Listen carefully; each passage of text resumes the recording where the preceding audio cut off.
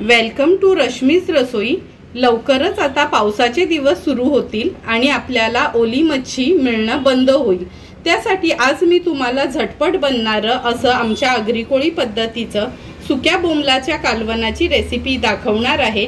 त्यासाठी हा व्हिडिओ तुम्ही शेवटपर्यंत बघा आणि माझ्या चॅनलला लाईक, शेअर आणि सबस्क्राइब करा। सुक्या बोंबलाचं कालवण बनवण्यासाठी हे बघा तुम्ही असे हे सुके बोंबील घेतलेत। कधी पण सुके बोंबील घेताना असे थोडे पांढरे बघून घ्यायचे, म्हणजे हे टेस्टला पण छान लागतात। हे बोंबील मी स्वच्छ साफ करून हे बघा असे पाण्यात घातलेले 10 ते 15 मिनिटांसाठी।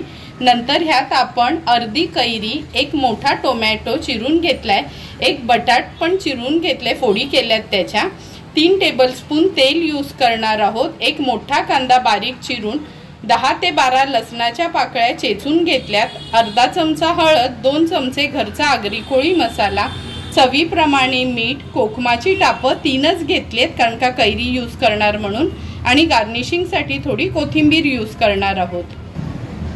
सुके बोंबील वर्षभर असे छान पांढरे शुभ्र कसे ठेवायची ही टिप देते।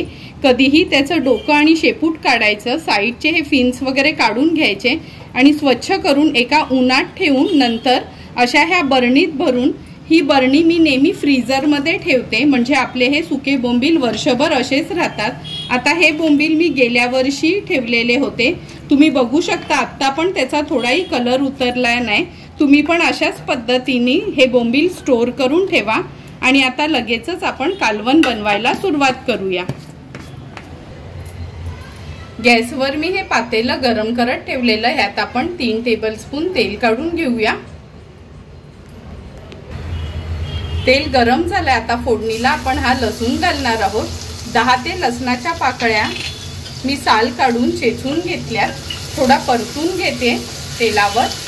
लसूण परतून झाला की लगेचच आपण हा कांदा घालणार आहोत फोडणीला। आता कांदा छान शिजवून घ्यायचा आहे आपल्याला। कांदा शिजवताना गॅसची फ्लेम कधीही लो ठेवायची।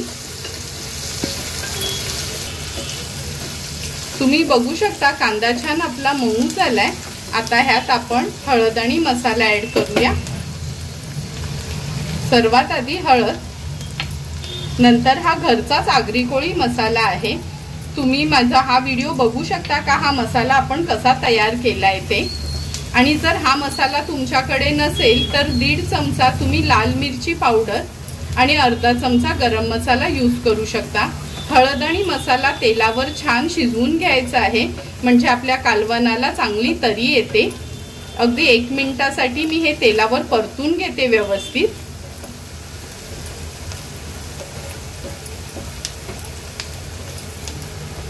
तुम्ही बघू शकता हे बघा आपला मसाला तेलावर छान परतलाय। आता ह्यात आपण हे स्वच्छ धुतलेले सुके बोंबील ऍड करणार आहोत। लहान मोठे तुम्हाला हवे त्या आकाराचे तुम्ही हे बोंबील कट करू शकता। नंतर हा टोमॅटो आणि कैरी, हा बटाट ऍड करते।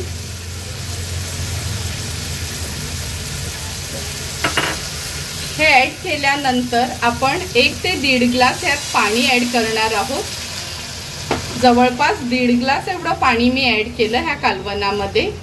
10 ते 12 आपण बोंबील घेतलेले, त्यासाठी 1.5 ग्लास पाणी पुरेसं आहे। कालवण व्यवस्थित मिक्स करून घेते आणि आता ह्यात आपण चवीप्रमाणे मीठ ऍड करणार आहोत। नंतर ही 3च कोकमाची टापं घेतलीत कारण का आपण कैरी घातली आहे, कालवण आपलं खूप आंबट पण व्हायला नको म्हणून। आता ह्याला उकळी येईपर्यंत आपण वाट बघणार आहोत। तुम्ही बघू शकता आपल्या कालवणाला छान उकळी आली आहे। आता ह्याच्यावर मी झाकण देते आणि या झाकणावर आपण पाणी ठेवणार आहोत म्हणजे बटाट आणि बोंबील झटपट शिजले जातील। बटाट आणि बोंबील शिजवताना गॅसची फ्लेम लो टू मीडियम वर ठेवायची आहे। 6 ते 7 मिनिटं झालेत, हे बघा झाकणाचं पण पाणी पूर्ण वेपराइज झालंय। आता आपण कालवण बघूया।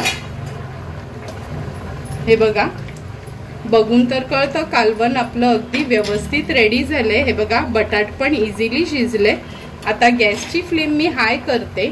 हाय फ्लेमवर ह्याला आपण छानशी एक उकळी काढणार आहोत आणि थोडीशी कोथिंबीर यात ऍड करून घेते।